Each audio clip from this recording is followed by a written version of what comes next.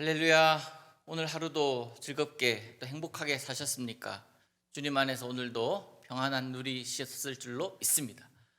오늘도 말씀으로 또한 기도함으로 또한 찬송함으로 우리 하나님 앞에 나아가는 복된 시간 되기를 간절히 소망합니다. 자, 우리 588장 찬양합니다.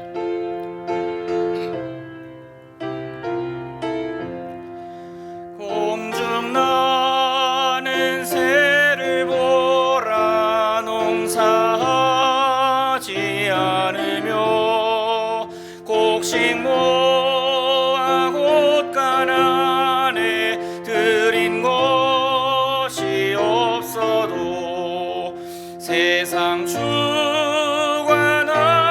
주님 새를 먹여주시니 너희 먹을 것을 위해 근심할 건 무엇냐.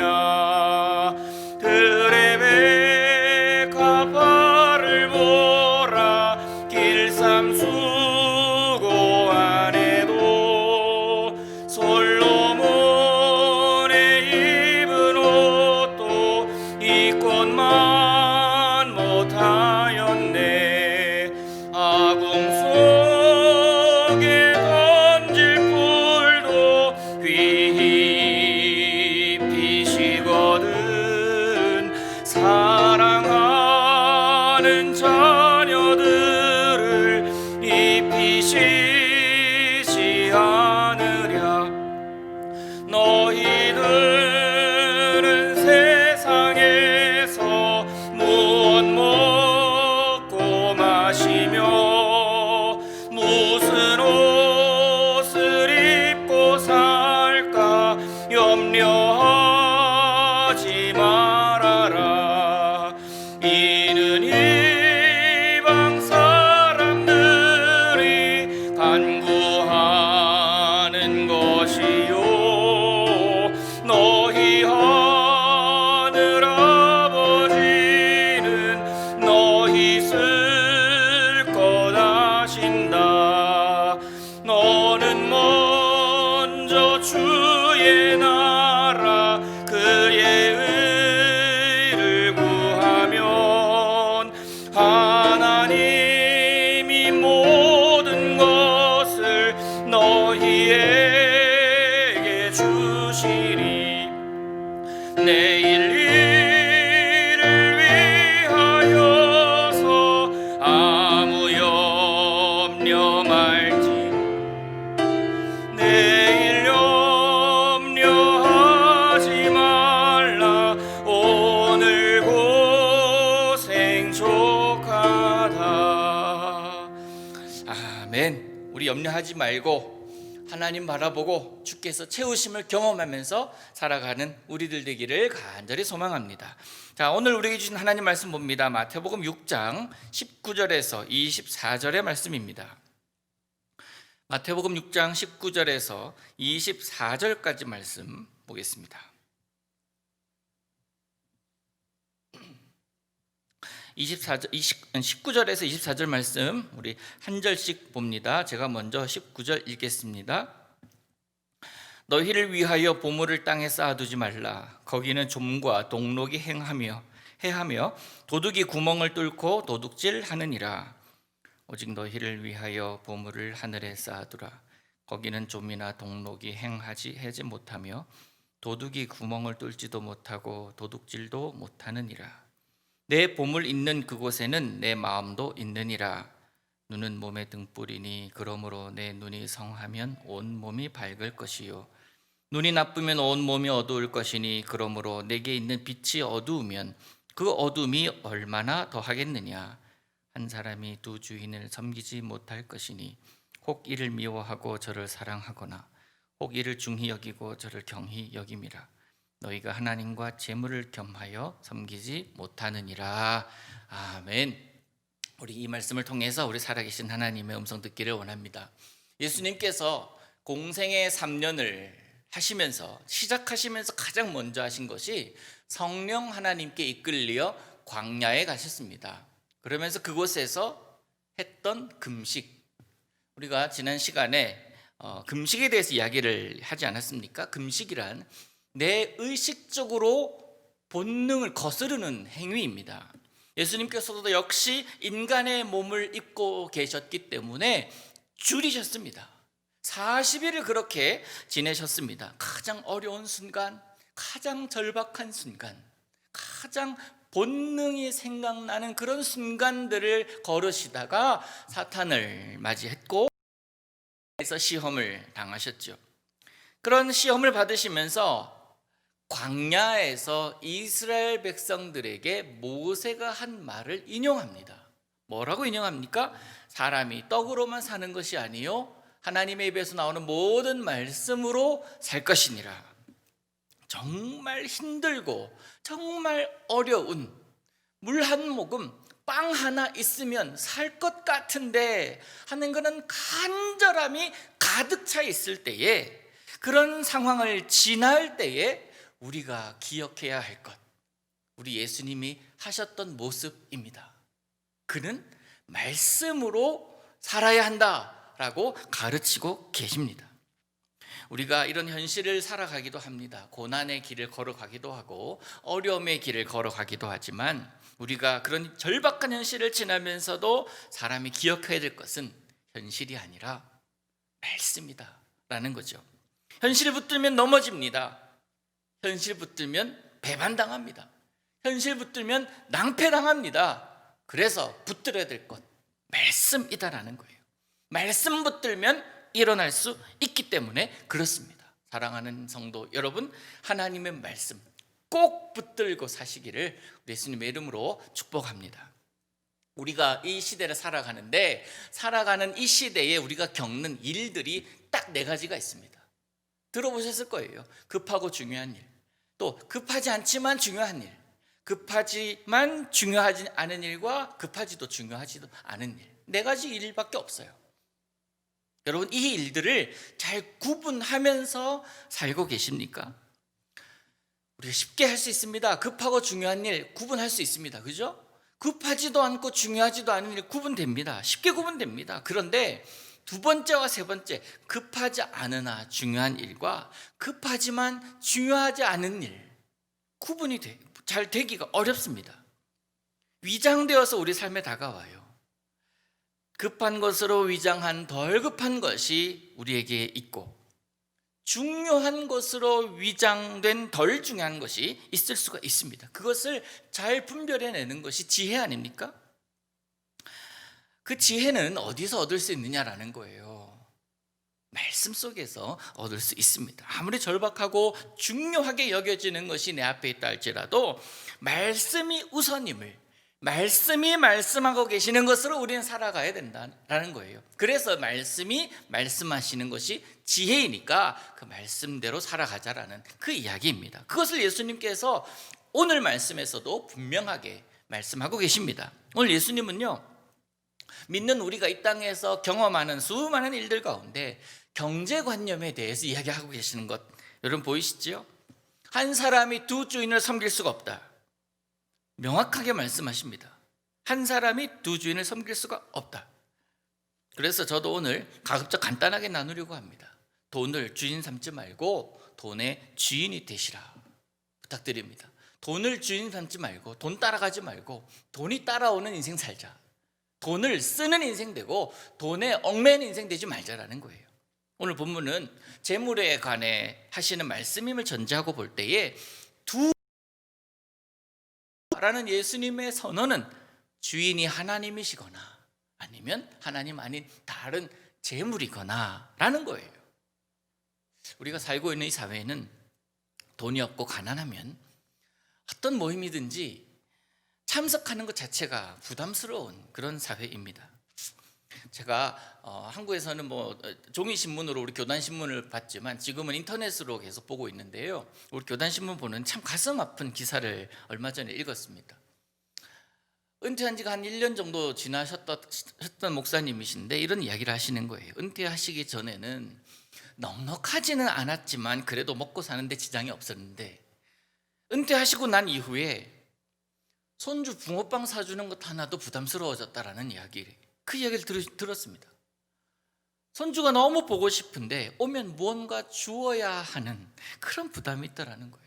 붕어빵조차 사줄 수 있는 자유함이 목사님께 없다는 것에 대해서 너무 마음이 안타까웠습니다.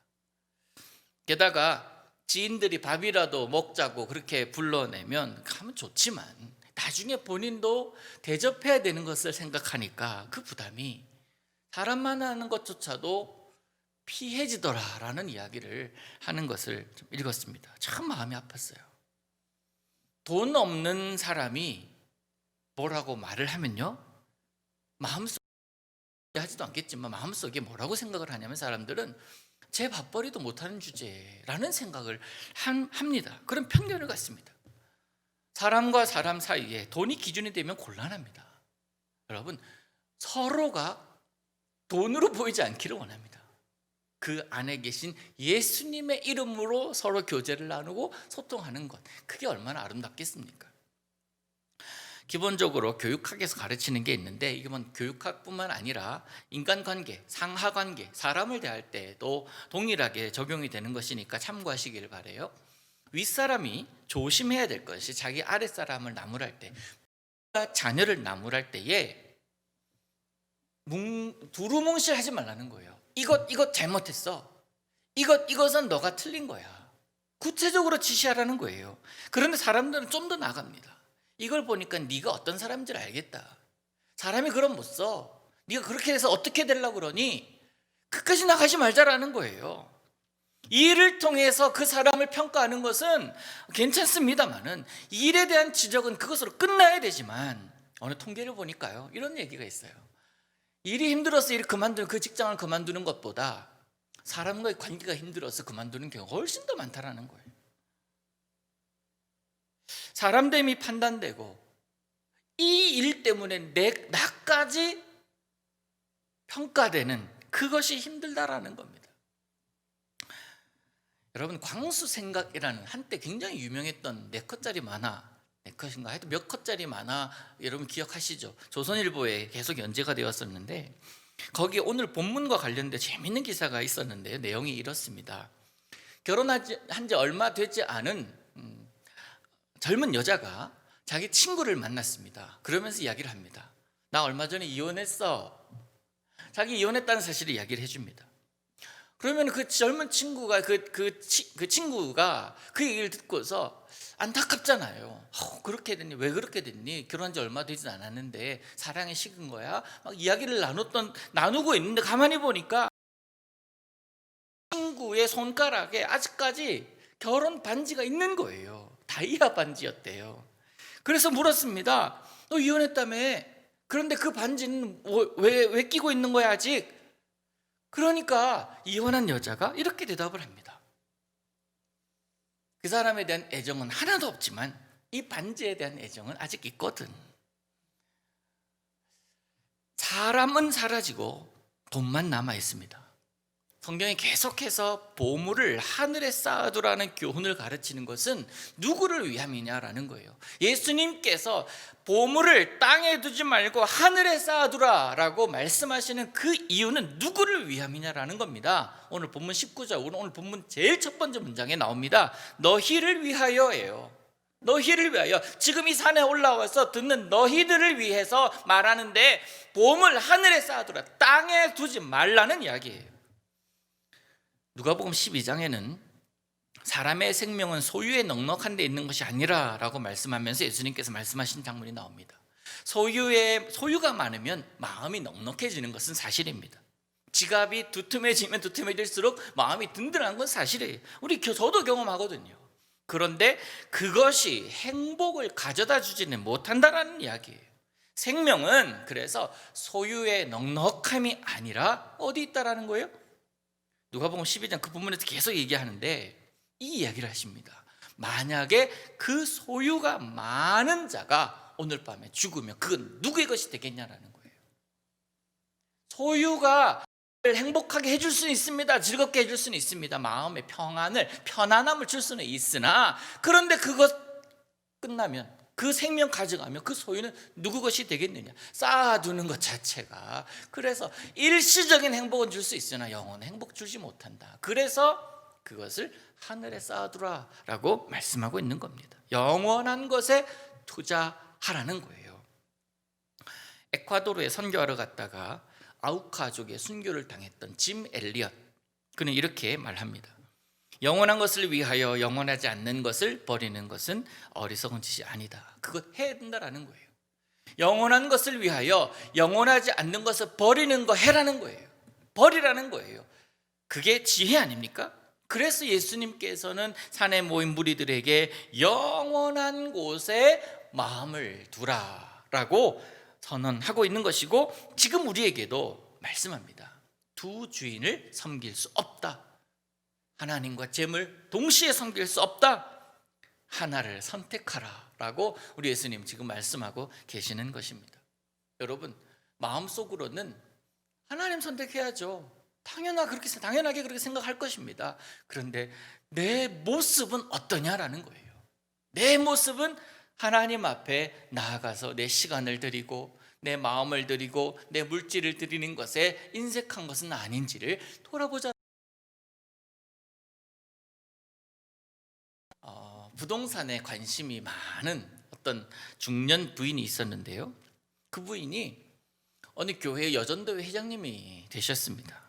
근데 그 부인은 일상생활 이제 월요일부터 토요일까지는 부동산으로 이제 좀 소위 짭짤하게 그렇게 돈을 많이 벌었던, 그러면서 그것을 재투자하면서 돈을 점점 불려나가는 재미로 살아가는, 그래서 이런 분들을 우리는 뭐 복부인이라고 얘기를 했잖아요. 그런 사람이었습니다.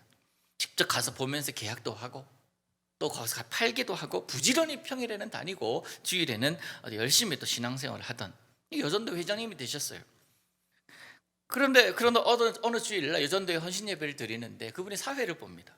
사회를 보는데 일이 터졌대요. 강단에서 찬송가 110장을 함께 부르겠습니다 라고 말해야 되는데 찬송가 110동을 함께 보자고 했다는 거예요. 머릿속에, 생활 속에, 가슴 속에 무엇이 들어있느냐가 드러나게 되어 있어요. 은연중에 드러나게 되어 있습니다. 웃긴 이야기, 지어낸 이야기겠죠. 근데 돈에 마음이 빼앗기고 내 일상에 너무너무 내 마음을 두다 보면 하나님 바라보는 그 시간에도, 또 하나님 바라봐야 될 그 시간에도 하나님이 보이지 않고 내 관심사가 보이게 된다라는 것입니다. 세상은 우리들이 마음을 빼앗길 만한 것들이 너무나 많은 곳입니다. 온전히 하나님께 마음을 두고 살기에 너무나 벅찬 곳임이 분명합니다. 그러나 하나님은 그러한 우리들의 마음을 빼앗을 만한 것들을 통해서 우리의 믿음을 시험하시는 분이심을 우리는 잊어서는 안 될 것입니다. 새해가 이제 얼마 남지 않았습니다. 우리 내년에 우리 교회 주제를 미리 말씀드리자면 행함으로 믿음을 보이는 그리스도인입니다. 행함으로 믿음을 보이는 그리스도인. 그 근거의 본문으로 창세기 22장의 말씀을 묵상을 했습니다. 아브라함의 행함이에요. 아브라함이 100살 때 아들을 얻었습니다. 이삭을 얻었죠. 그는 경건하게 하나님을 섬기는 자였지만 반면에 그 아들이 100세 때 얻은 아들이 얼마나 귀하고 소중하겠습니까? 아들을 소중히 여기는 거 잘못 아닙니다. 당연입니다. 한 것이에요. 부모 입장에서 얼마나 당연한 것입니까? 그런데 어느 날 그 아들 내놓으라고 하시는 거예요. 하나님께서. 아브라함의 마음에 아들에 대한 관심이 하나님보다 컸던 모양이에요. 뭐 학자들은 이때가 이삭이 한 15, 16 정도 됐었던 때다라고 추정을 합니다만 10여 년 동안에 하나님께서 아브라함을 보시기에 아들 이삭이 있었던 때보다, 주기 전보다 준 이후에 하나님을 향한 마음이 더 서원했던 것 같아요. 뭐 그런 생각을 하시고 하나님께서 이 아브라함에게 이삭 내놓으라라고 말씀하셨을 수도 있지 않겠습니까? 하나님께서 주신 아들 이삭에 대한 사랑이 하나님보다 더 컸다. 여러분, 이거 이해하지 못할 사람 없습니다. 아들 사랑하지 않는 사람, 손주 사랑하지 않는 사람이 어디 있습니까? 사랑하지 말라 해도 사랑하게 되고 사랑하라 해서 사랑되는 것도 결코 아닌 것 아닙니까? 그런 면에서 볼 때에 사실 아들을 바치라라는 하나님의 명령은 이 아브라함에게 있어서는 너무나 가혹한 그런 명령입니다. 하나님이 이것은 안 됩니다, 이것만은 안 됩니다 라고 하나님께 항변하면서 이삭 선택하는, 하나뿐인 아들과 함께 남은 인생 내가 살겠다라고 결단하는 삶, 이 상황 가운데 갈림길에 아브라함이 놓여 있는 거예요. 여러분 같으면 어떤 결단을 하겠습니까? 결단 내립니다. 어떻게 해요? 이삭을 바치기로 해요. 그 결과 이삭은 물론이요, 하나님의 인정받은, 이제서야 내가 너의 마음 알겠다, 하나님 감탄하시잖아요. 하나님 눈에 확 들어온 그런 계기가 되었습니다. 마음에 두 주인을 섬길 수 없는 것은 이거예요. 하나님을 선택했을 때 결국 하나님은 모든 것을 우리에게 더하여 주시는 분이시다라는 거예요. 그래서 계속 오늘 본문, 지난주에 금식하지 말라, 보물을 하늘에 쌓아두지 말라, 이러한 염려하지 말라, 쭉 이러한 말씀들이 결국 어디까지 귀결이 됩니까? 너희는 그의 나라와 그의 의를 먼저 구하라, 그리하면 모든 것을 주시리라. 이 말씀으로 다 귀결이 되고 있는 거예요. 그래서 하나님만 바라보고, 그래서 하나님만 묵상하고, 그래서 하나님의 사람으로 살아가라라고 예수님은 말씀하고 계시는 겁니다. 단순합니다. 보물을 하늘에 쌓아두라라고 말씀하십니다. 그러니까 이거는요, 단순하게 교회 헌금 많이 하고 구제 많이 하라는 뜻이 아닙니다. 세상은 여러분을 속이고 빼앗으려 하니 교회에다가 다 맡기라고 가르치기도 합니다. 그런데 그건 전 잘 모르겠어요. 그 해석이 맞는지 잘 모르겠지만 분명한 것은 예수님의 가르침은 나를 하나님께 두라는 거예요. 하나님께 나를 맡기라는 거예요. 내 경제적인 문제, 내 사업의 문제, 내 자녀들의 문제, 내 가정의 문제, 이 문제들만 주님께 맡기는 것이 아니라 그 문제들을 품고 있는 나 자신을 주님께 맡기라는 거예요. 그랬을 때 주님께서 우리를 긍휼히 여기시고 우리에게 은혜 베푸신다라는 이야기를 예수님께서 하고 계시는 겁니다. 그러면 우리들의 마음을 하나님께 두는 것은 구체적으로 어떻게 하면 되는 건가요? 간단합니다. 물질 앞에서는요, 이 물질을 하나님께서는 어떻게 쓰기를 원하실까?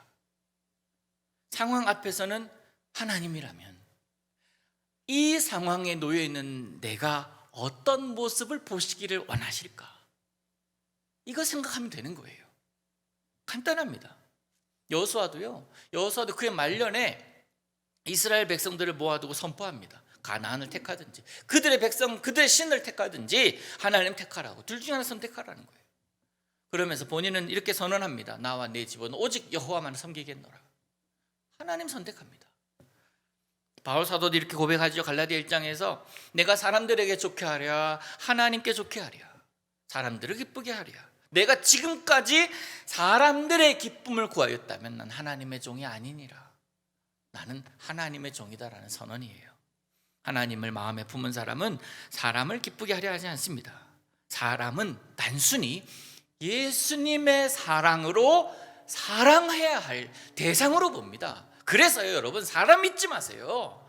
사람 의지하지 마세요. 사람 신뢰하지 마세요. 보이는 현실 신뢰하지 마세요. 하나님만 바라보고 하나님께서 주신 마음으로 사랑하며 살아가야 되지 않겠습니까? 여러분, 저 믿지 마세요. 저도 여러분 안 믿습니다. 모두 서로 믿지 마세요. 그렇다고 불신의 이런 관계가 아니라 무슨 얘기를 하는 겁니까? 하나님 사랑하자는 거예요. 하나님 사랑하고 그 하나님께서 베푸신 사랑의 마음 가지고 여러분을 저는 사랑하고, 저도 여러분을 사랑하고 여러분도 저 사랑하고 서로 사랑하자라는 이야기예요. 그래서 오늘 말씀 성 어거스틴이 남겨놓은 유명한 한 문장으로 마무리할까 합니다. 하나님만 사랑하라. 그리고 마음대로 해라. 명언 아닙니까? 하나님만 사랑하라. 그리고 모든 것을 새기시기를 바라요. 사랑하는 성도 여러분, 우리 그렇게 살아봅시다. 하나님만을 우리 주인으로 모신 후에는 그 외의 것 모두 다 하나님의 때 종된 모습으로 우리는 살아가기를 원합니다. 또한 하나님을 주인으로 모신 후 하나도 빠짐없이 여러분의 종으로 만드시기를 바라요. 이해되시죠? 그 어떤 것에도, 하나님 외에 그 어떤 것에도 눌리지 말자라는 거예요. 하나님 외에 그 어떤 것에도 종 마시라는 겁니다. 그러면 오늘 우리가 읽은 본문을 우리들의 삶에 행하며 살 수 있을 것입니다. 여러분 21절 보세요. 내 보물 있는 그곳에 내 마음도 있느니라. 보물 있는 곳에 마음이 있느니라. 하나님께 마음을 두는 거예요. 하나님께 마음 두며 살기로 약속하시고 주님 앞에 결단하시기를 우리 예수님 이름으로 축복합니다. 우리 주님 주신 말씀 생각하시면서 찬송합니다. 주 내 맘에 모신 후에 날 주장하시네. 주께 내 맘 드린 후에 일수록 더 귀한 주님. 찬양합니다.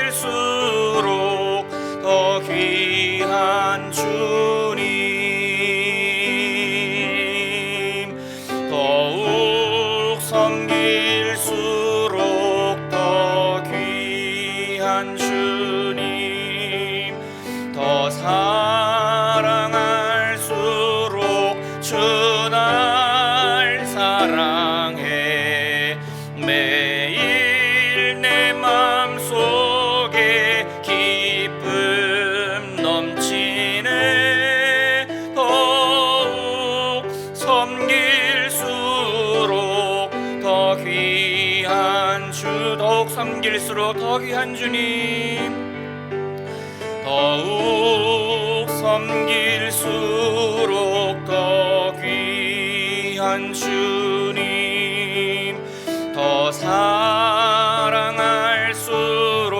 주 날 사랑해. 매일 내 맘속에 기쁨 넘치네. 섬길수록 더 귀한 주님. 우리 함께 오늘 함께 나누었던 123 기도운동 기도 제목 가지고 고백합니다. 이스라엘의 하나님이 우리들의 하나님이심을 고백합니다. 그들이 풍요로움과 안정을 누리게 된 것이 전적인 하나님의 은혜임을 봅니다. 주님, 오늘도 나를 자녀 삼으심에 감사드리며 날마다 하나님의 은혜에 감사하며 사는 자가 되게 하옵소서. 코로나 바이러스에 대항하는 백신과 치료제가 사람들의 몸에 들어가므로 사람뿐만 아니라 사회도 환경도 기후도 회복되게 하옵시고 이로 인해 하나님을 예배하는 자가 더욱더 많아지게 하옵소서. 다음 세대를 준비하는 제일교회가 되게 하시고 그들을 향한 하나님의 계획과 그들의 필요를 잘 알아서 지금보다 다음이 더 아름답고 귀한 제일교회가 되게 하여 주옵소서. 아멘. 이 시간 이어서 개인이 기도 제목 가지고 주님 앞에 나아갑니다.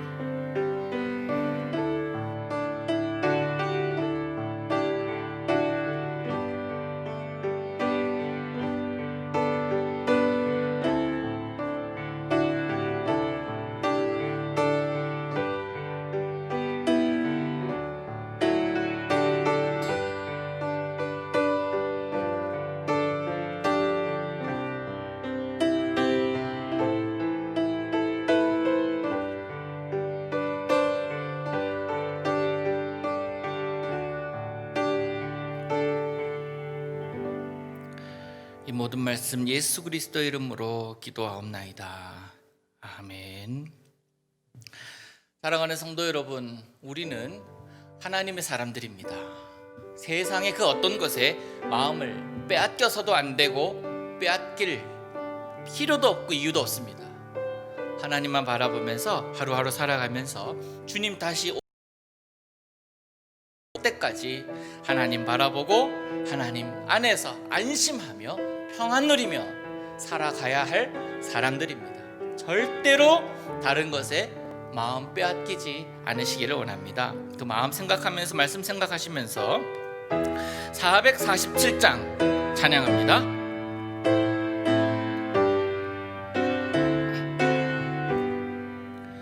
이 세상 끝날까지 주 섬겨 살리니 내 친구 되신 주여 늘 함께 하소서. 주 나와 함께 하면 전쟁도 겁없고 주 나를 인도하면 늘 안심하리. 아멘. 주님, 나 주를 따를 때에 주 약속하신 곳 그 영광 중에 모두 이루어 주소서. 나 주의 뒤를 따라 섬기며 살리니 그 크신 은혜 속에 날 인도하소서. 이 세상 온갖 시험 내 마음을 흔들고 적한 원수들이 안팎에 있으나 주 나를 돌보시사 내 방패 되시고 내 옆에 계신 것을 늘 알게 하소서. 저 영광 빛난 곳을 주 허락했으니 그 허락하신 곳을 늘 사모합니다. 끝까지 쉬지 않고 주 따라가리니 주 넓은 사랑으로 늘 인도하소서. 아멘.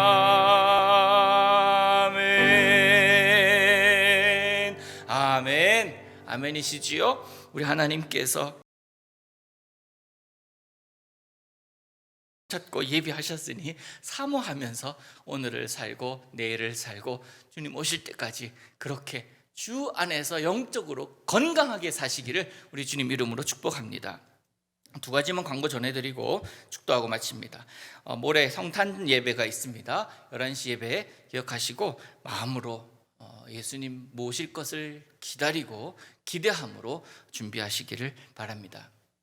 그리고 제가 주일날 광고 드린 대로 우리 가정 기도 제목 용지 다 받아가십시오. 지금 로비에 많이 남아 있습니다. 인터넷으로 뭐 카톡방에서 구역방을 통해서 다운받을 수도 있습니다. 꼭 작성하시고 주일부터 저에게 조용히 주시면 되겠습니다. 그리고 이메일로 보내실 분들은 이메일로도 보내주십시오. 이런 가정이 되게 하소서, 이런 자녀가 되게 하소서, 그리고 이러한 소명자가 되게 하소서. 그리고 새해 이것만은 꼭 우리 가정에 이루어지기를 원하는 마음, 기도하시면서 기도 제목 적으시기를 바랍니다. 하나님께서 이 적은 것들은 이루시게 하실 것입니다. 간절함으로 저도 기도할 테니까 여러분 함께 기도하는 가운데 하나님의 역사를 우리 함께 보는 우리 2021년 되기를 원합니다. 그렇게 준비하며 새해를 맞이하십시다. 기도하겠습니다. 우리 구주 예수 그리스도의 은혜와 하나님의 사랑과 성령 하나님의 교통하심이 하나님만을 섬기며 그 하나님께서 주신 모든 것을 누리며 살아가는 성도가 되기를 결단하는 사랑하는 제일의 모든 성도들 가운데 이제부터 영원토록 함께 하시옵기를 간절히 축원하옵나이다. 아멘.